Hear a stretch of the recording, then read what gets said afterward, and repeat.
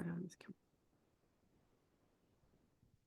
Okay, so one of the things I wanted to talk about today was changes that are happening to forms in December that will be effective in the new year.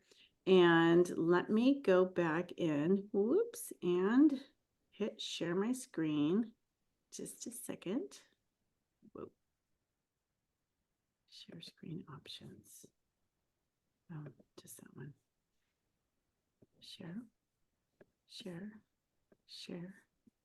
Okay, I want to go to this. So I went into the CAR.org site, the California Association of Realtors site, and I clicked on, let me go back, the December 2024 forms release, and there's a lot. We knew that there was going to be changes. We knew that they were, with all the changes that happened with the BRBC, the lawsuit and all of that, we knew that forms were going to get created in July, and we knew that forms were going to get changed multiple times before the end of the year, and probably even multiple times next year, because this is all brand new.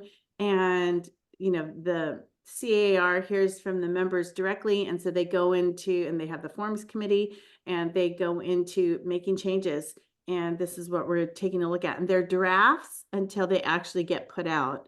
But we can at least take a look at all the drafts. And the BRBC does have a few changes as well. So let's take a look at that right out the gate, because you did mention it. So let's take a look. One of the things I want to make mention of is anytime you're working, whether it's in SkySlope, Zip Forms, Glide, any platform that has any of the California Association of Realtor contracts in it, you always want to make sure that you are using the one that has the most current date. So the latest one, I think, in the system now is June or July of this year. So once they finalize this, either this month or for sure in January, then we will use the most updated documents that are available. Wait, did I make that worse? Let's try and make that bigger. Okay, some of the changes that are coming down the pike, and these are drafts, so it can still get changed, are what's in red. And you can see here, single family residential, or if checked, single family is excluded from this agreement, including condominiums and manufactured homes, SFR. Don't know why you would exclude it, but that's kind of interesting. Let me go back though, because one of the things I want to mention is it says right here at the very first line item, date prepared. Date prepared is, for example, today's date. What's today's date? December 4th, right? So December 4th is today's date. That is the date we're preparing this. We're going to represent, you know, Mr. and Mrs. Smith. They grant EXP broker to represent them. And then the representation period doesn't start until tomorrow. It's not 2 weeks ago. It's not 2 months ago. It's not, you know, oh, I'm just filling this out today because I forgot to get this signed, you know, when I started showing the buyers.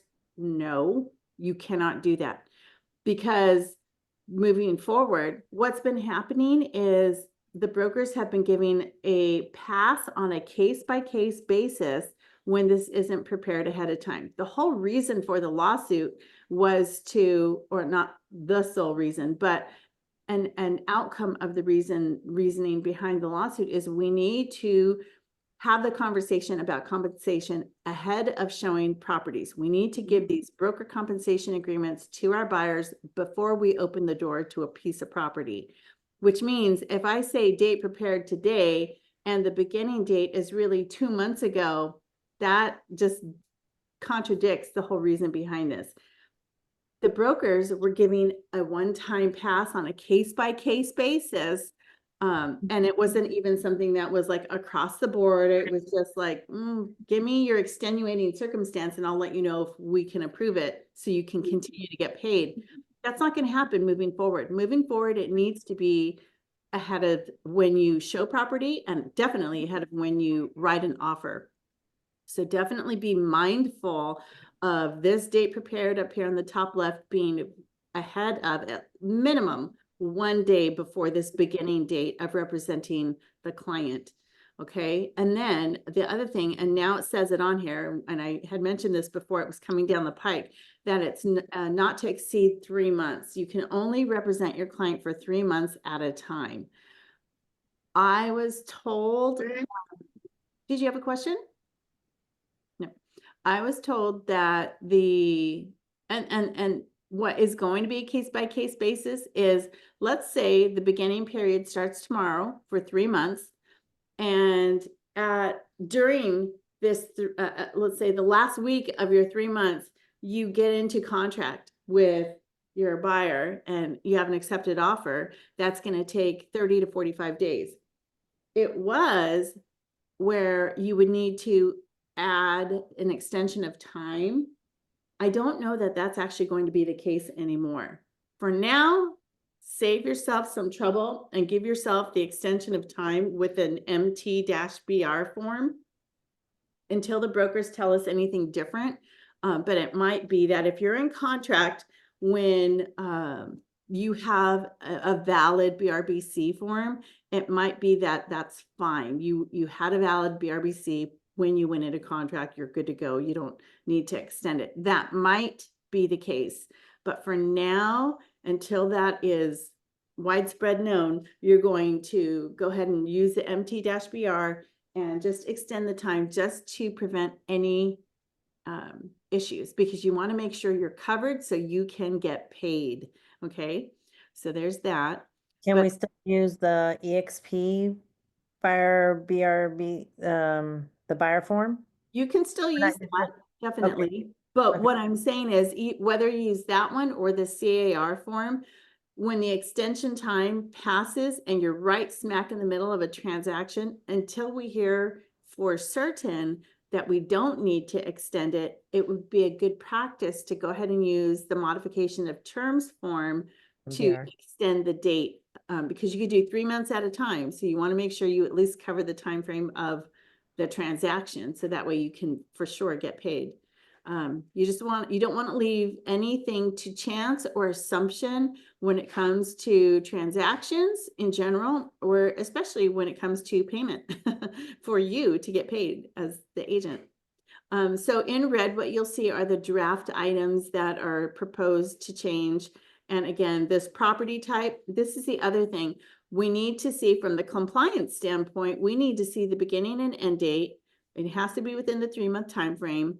Whether it's exclusive or not, if it's an exclusive relationship, then there needs to be initials on page 15 in the box that's provided. If it's not exclusive, that's okay. If it's single family, we need to know what type of property you're showing your client. You can't just say everything under the sun in the state of California. Even though we're licensed to basically do that, pretty much, we don't, EXP wants you to be specific. We want to know what you're showing them. Is it a single family residence? Are you showing them multiple residences? Or condos? Are you showing them industrial, vacant land, commercial, tenancy in common, or something specific? And what county or counties, and what city or what cities? So you need, if it's a handful of them, by all means, put them on there. And if it's not, and it's one specific property, then put it on there also. And then anything else that might be additional description that you need to explain. Like if it's a vacant land, in Santa Cruz County, but it also has an additional parcel in Santa Clara County, which there's a fine line and that does happen, you can put that on here as well if it's a one-time thing. Additional buyer preferences, you're going to put that information on there. If it references a form, an additional form, make sure that form is included. Sometimes there are documents like this one here on E1 where it says in red, broker created compensation schedule. I don't even know what that is, but whatever it is, if you're check marking a box where it says see attached, make sure that item is attached. And if it's in reference to the BRBC, whether it's the CAR form or the EXP form, you want to include it in the same SkySlope folder that the BRBC is in. So compliance doesn't want to have to go looking around everywhere. We don't go digging around for things at all. So you need to make it very blatant and apparent for us to look at it, because there are a lot of files to go through. So let me jump back to E1. E1 is either a percentage of an amount of compensation, or it says here, and if any, a dollar sign. There are a lot of agents that have, hey, kitty cat. There are a lot of agents that have TCs that they pay for or don't pay for and have their client pay for the TC. It's a RESPA violation if we say TC fees are being paid for by a seller or by a buyer or any other type of named fee. It's a RESPA violation. We can't do that at all. So if you have any additional fees that are part of your compensation, it just has to be an amount. It cannot have a label whatsoever. So you want to put that there. If there's, like, as an example, whatever percentage number, X% of the acquisition price, and if any, as an example, $495, you would put that right there. Or if it's a flat fee that the seller is wanting to pay, like I'm only going to pay $5,000 as an example, then you would put in $5,000. Or the buyer, on the other hand, we can only afford to pay you $2,000. Okay, you're going to put that there, or you can put a percentage or broker created compensation schedule, whatever that is. I don't know yet. Well, that's to be determined. It could be a bunch of different things. I'm not exactly sure. One of the things I want to say about this percentage, because we can't ask the agents, hey, is your seller willing to compensate? Some brokerage, the MLS, some MLSs allow the verbiage where if a seller is willing to pay compensation to a buyer broker, then it can be stated. EXP doesn't want any of EXP's agents to put any of that language in the comments at all in any MLS, period. That's an EXP policy. So FYI to that. If you were going to represent a buyer, and if they can only pay you $2,000 as an example, you still know what your value is. You still know what you are willing to try and negotiate for yourself, even if, as long as it's okay and the buyer's agreeable to it, to you putting that into the purchase agreement using an SPBB form. You can do that at a higher amount. So as an example, if I were to charge a buyer client 4%, as an example, this is purely an example, and they only had $5,000 to pay me, I would say, okay, what I'm going to try and do is, because my fee for all the work I do is 4%, I'm going to try, if you're okay with this, to negotiate that amount in the purchase agreement by asking the seller if they are willing to pay that amount. They may say yes. They may say no. They may say, I'll pay a portion. What I can, and if they say, no, I'll pay a portion, then great. I will accept whatever they're willing to get, pay me. And I won't charge you that percentage because they're willing to pay a greater portion than what you can pay. If they can't pay me anything at all, then okay, then you will pay me that $2,000 that you agree that you can pay, that you can afford. Great, perfect. So all of that is there. What I cannot ever do is say $2,000, write it here, period, and then try and get 2, 3, 4, 5, whatever number percent from the seller. Can't do that. You can't go up. You can always go down in your fee, or you can waive the gap. So if I said, 3% and they seller can only pay 2%, I could, and if the buyer is willing to pay me the 3%, I could still charge the buyer the 1% to fill that gap, or I can waive it if I want to.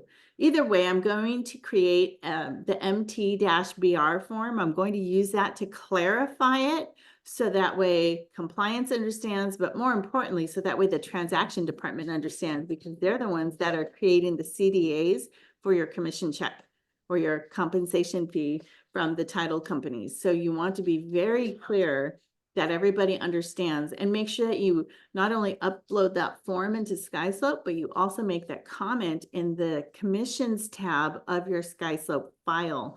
That way it's very clear there as well. Is there any questions so far? Okay, cool. Let's see what else they have. Changes for us, cancellation rights and notice. So non-exclusive cancellation effective upon receipt, or you can type in X amount of days after receipt, or exclusive. And what that means, non-exclusive, that means the buyer is not exclusive to you specifically. They've signed a BRBC with some other agent for some other property. This one's only for you, for the open house that they walked through today that they really want to write an offer on. Then that is a non-exclusive relationship. If it's exclusive, that means they are using you full on for the 3-month time period. Assuming you're using the full 3 months, you might just be using a month or 2 months, but I would just use the 3 months. Why not? So the cancellation would be effective 30 days after receipt, or not to exceed 30 days after receipt. So there are a few options there. Oh, I have a cat and a dog here, sorry. Let's see here. Then we have buyer does not have, for the buyer financial personal information, buyer does not have sufficient funds to pay broker. So if they don't have any money, first time buyer as an example, right? They don't have any money. They're using all their funds to buy the house, and you would mark that. And then buyer broker obligation to represent buyer in a transaction is contingent upon a seller's agreement to pay the amount of compensation in paragraph 2E1. So even though I know they don't have my 3 or 4%, I'm marking this box. I'm putting my 3 or 4% here as an example of fees. And then on the RPA, I'm going to mention the SPBB, but we'll get to the RPA next because there's changes on that as well.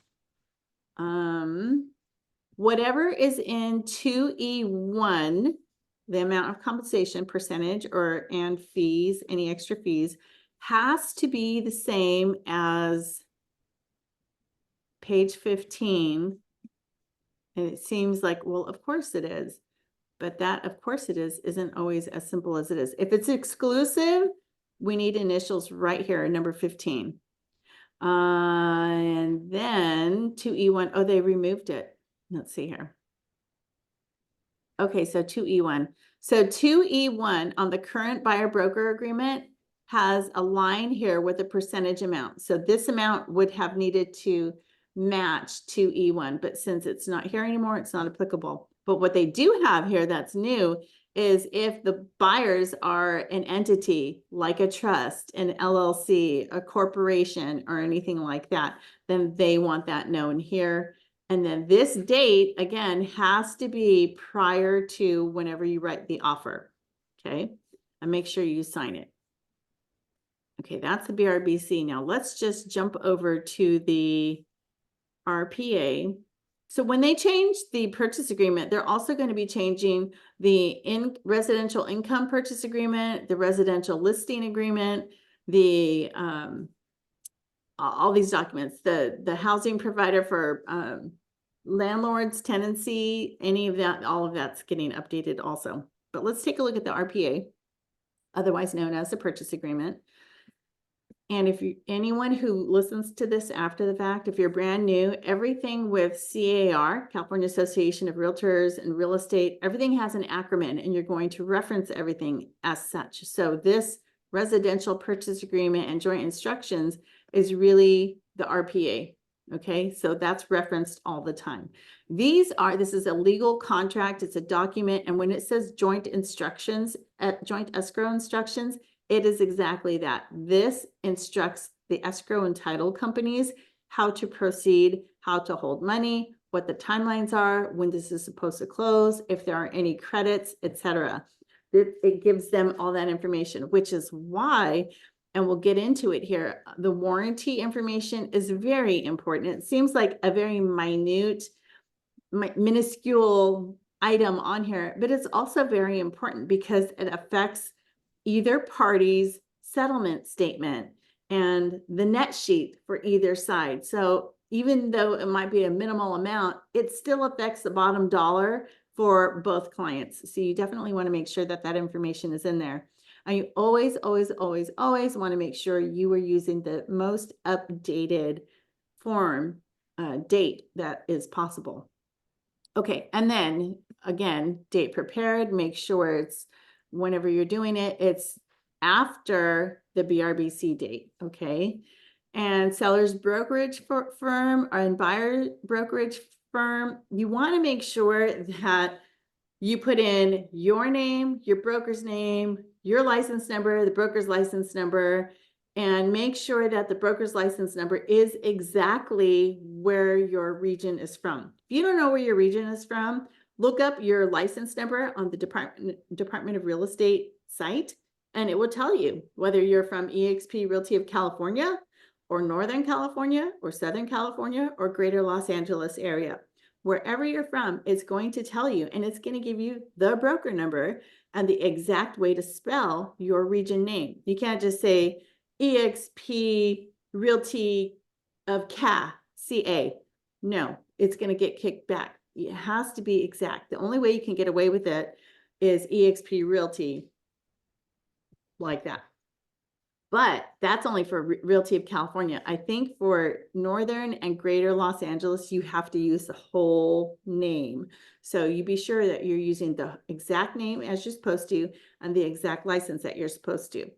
If you are doing a deal with another agent from eXp, are they also from California or are they from Northern California? Michelle and I are both from the California region. But let's say, George, you're from, although George, I think you're from California region too, right? If you're not, maybe you're Northern California. If we were in a transaction together, I would be California, you might be Northern California. So because they're two different regions, they would be, I'm representing the seller as an example, and you're representing the buyer as an example. If it's Michelle and I representing a seller and a buyer, we're both going to be dual agency because we're both from the California region. So you make sure that these little boxes, they always get missed all the time. So you make sure all the little boxes are exactly where they're supposed to be. Otherwise, you can correct it. You cannot correct the document once it's been fully executed. It's a legal contract. You don't know how many times agents go back and just scratch it out or just say, oh, I'll just check mark the boxes. You're not supposed to do that. The only way to correct it is with another form. And the only way to correct anything here in 2B is to use the AC form, which is a confirmation of agency form. And it basically has this same section on one page for you to redo. And that's the only way you can do that. A lot of agents think, oh, I messed up the number here, so I'll just use that AC form and it'll fix everything else in this document and all the other documents where I messed up on the number. No, you can't. As of right now, you have to use an addendum to change or to correct the broker name, the broker number, the address, anything like that where it's not correct. You have to use the addendum for everything else. A confirmation of agency is only for section 2 of the purchase agreement. Why? I don't know. That's a CAR thing. If you have a beef with that, try and get on the committee for forms committee, because that's actually a fun committee to be on, but that's a whole nother story. So let's take a look. Some of the things that they're changing is they're adding the IDA form, which is the increased deposit addendum. So if a buyer is going to increase the deposit. So the fact that this is even on here, I remember the beginning of the year, we were talking about this. I believe we were talking about this. And do people, what's the increased deposit for? Do people even do increased deposits? Well, it ebbs and flows. So did they ever? Yes, absolutely. When I first started 20 years ago, 24 years ago, yeah, we definitely had increased deposits because it was a way to make my buyer look brighter in the seller's eyes, and I was able to leverage my offer higher. It looked better than maybe other offers, whether mine was financed or whether I was going up against a cash deal.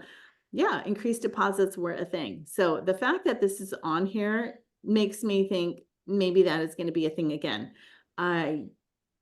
It doesn't happen often lately, definitely not in the last 5 years have I seen increased deposits. A few here and there, yeah. But now if you are going to have an increased deposit, you would do that. You could do it, and you're definitely going to attach that IDA form. Whether it populates automatically, any forms that are attached to or as you know, notated in parentheses, you're going to make sure that it either auto-populates or make sure that you definitely include it. Because if it says here, like this one, it's in parentheses, and you don't include it in your offer, it's not a full offer. You need to include absolutely everything with your purchase offer that is supposed to be tagged to it, okay?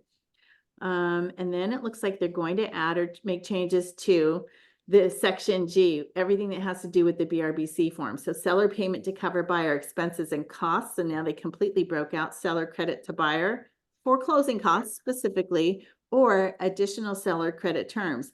Does not include buyer broker compensation. That can be credit for buying the rate down. That could be credit for the solar system buyout, you know, that is owned or something like that. So you want to make sure that you get very specific where you can on here, and anything on here is part of the terms of agreement between the buyer and the seller. Once it's signed, it's agreed to. And these are the instructions that the escrow and title companies need to take into account. So what's changing here? Seller payment for buyer's obligation to compensate buyer's broker, buyer compensation affirmation. So if my buyers who don't have any money to pay me, I'm going to mark G3, seller payment for buyer's obligation to compensate buyer's broker. Or seller agrees to pay out the transaction proceeds, a % of the final purchase price, and if applicable, an amount. So if I am charging the buyer 3% and $4.95, I'm going to put that amount right there. Or if checked, the buyer can only do $2,000, then maybe I could do that there too if I wanted to. Otherwise, I'm just going to probably mark that little box on the left that says seller payment for buyer's obligation to compensate buyer's broker. And then buyer affirmatively represents that at the time that this offer is made, buyer has a written agreement with a buyer's broker that is valid, covers the property, and provides for compensation for no less than the amount stated above. Okay. And then what else has changed? Questions on that at all?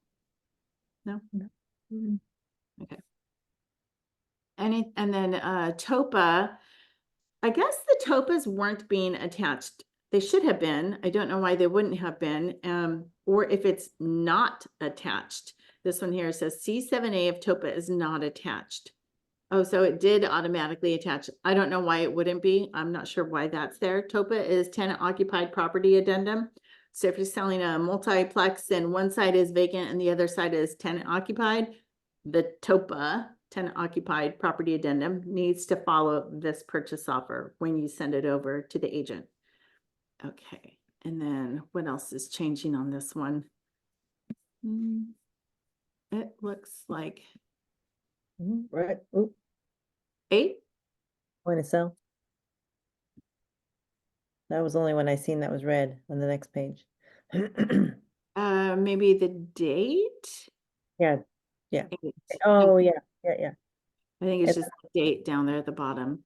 And then let's see, number 10, point of sale requirements. Oh, this is good. Point of sale inspections, reports, and repairs refer to any such actions required to be completed before or after close of escrow that are required in order to close under any law and paid by the party specified in 3Q5 and 6.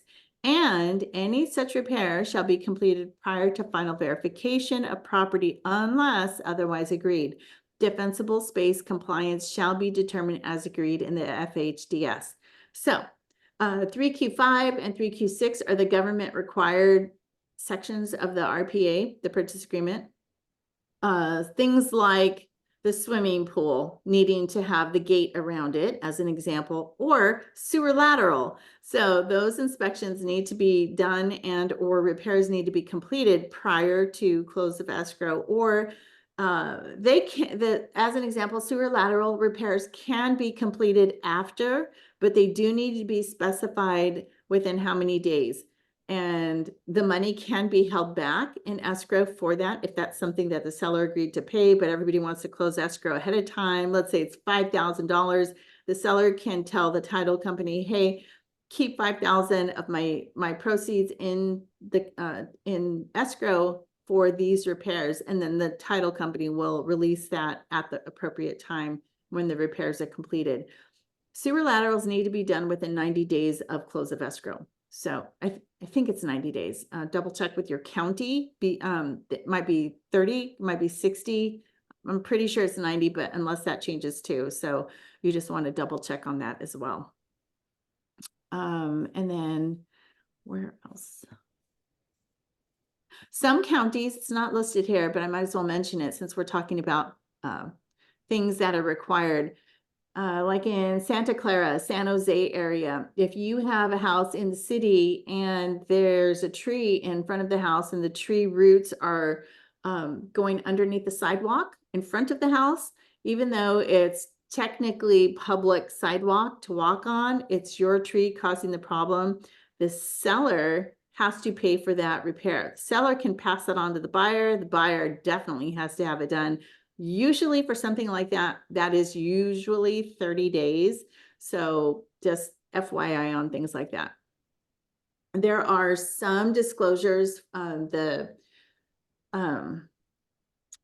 PRDS form, no, PRDS, is that the one I'm thinking of, Michelle? The one for Santa Clara, PRDS, I think it's a PRDS form.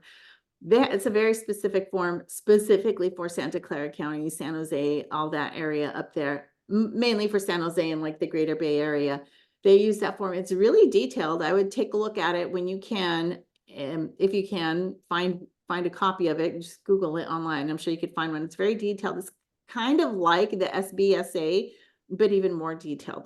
Anyways, that one form is the only form I've come across that talks about the specific San Jose tree sidewalk deal and 30 days. So just FYI, when you're doing deals out there, be very mindful of things that might seem not applicable because it's a county public or city public walkway. It's still a responsibility of a homeowner to take care of.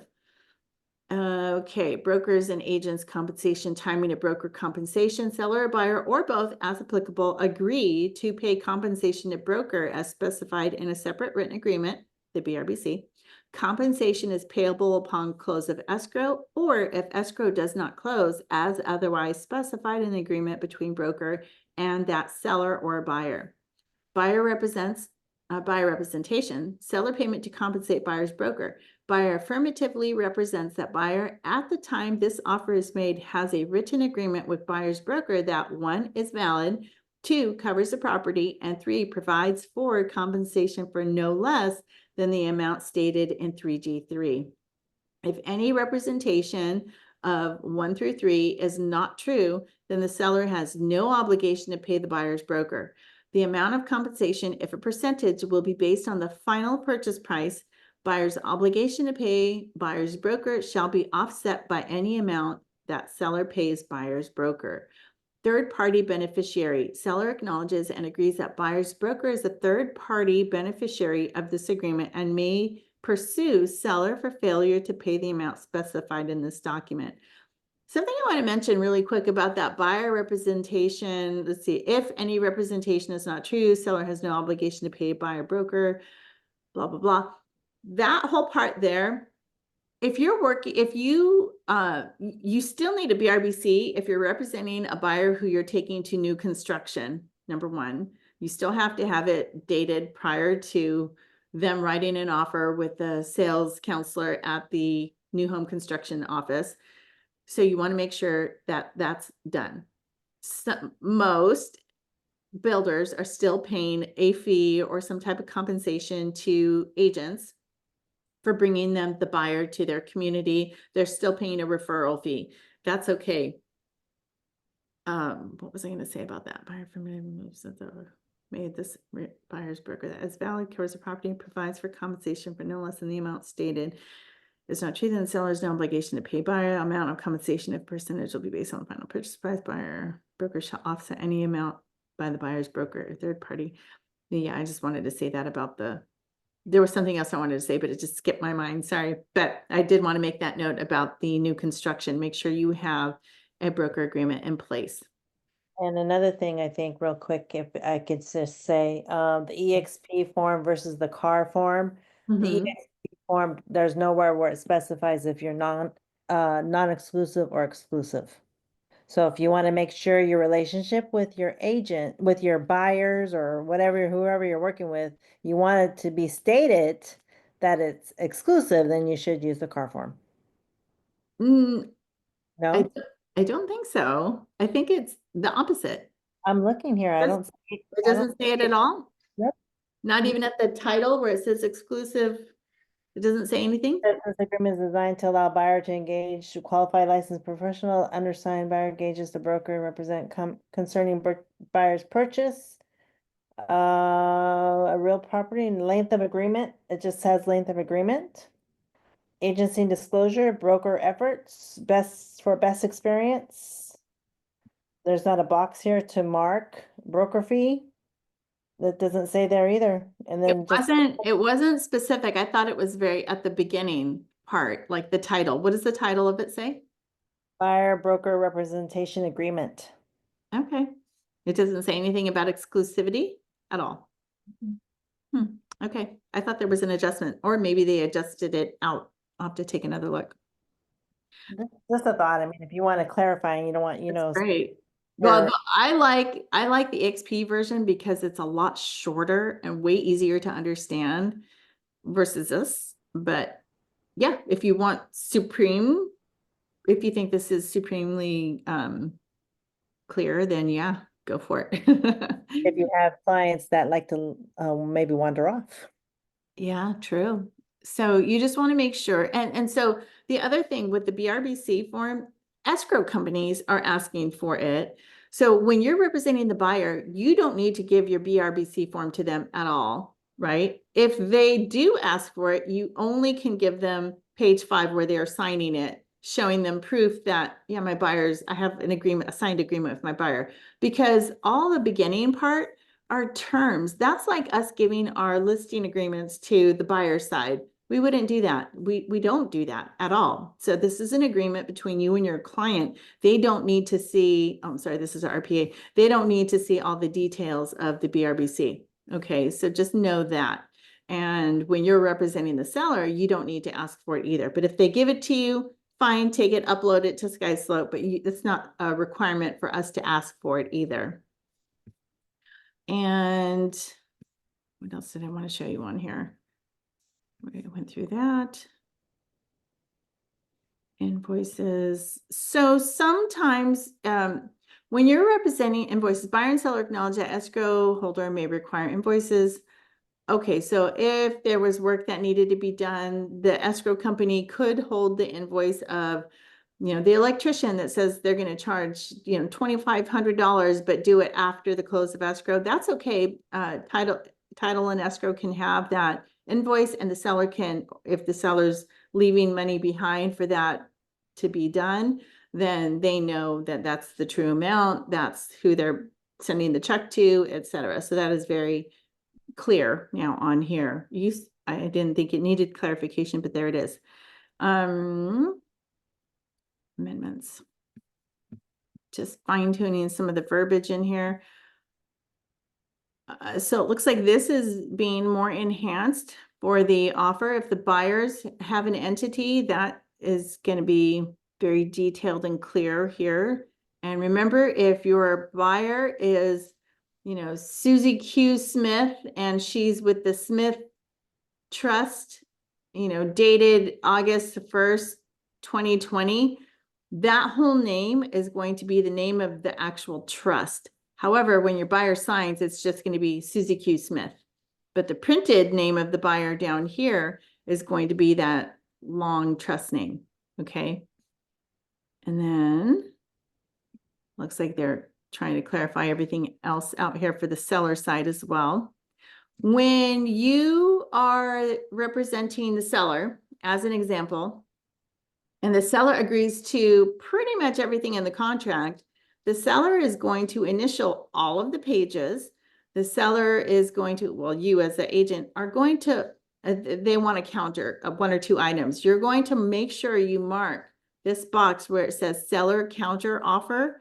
You check mark that box because, and if they're a trust, you're going to check mark entity and you're going to write down whatever it is.